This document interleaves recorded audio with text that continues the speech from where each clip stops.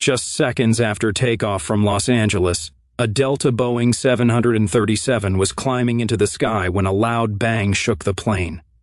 Passengers froze. One engine had just failed. A bird had been sucked into the engine at full power. Inside the cockpit, warning alarms lit up. The pilots didn't panic.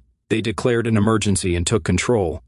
At low altitude, heavy with fuel, flying on one engine, this is one of the most dangerous moments in aviation. Air traffic control cleared the skies. Fire trucks lined the runway. The plane circled back, dumping fuel, every second feeling like a lifetime. Then, touchdown. The aircraft landed safely. Everyone survived. This wasn't luck. It was training, design, and seconds that made the difference. Because in aviation, the flights that scare you most are often the ones that teach the biggest lessons.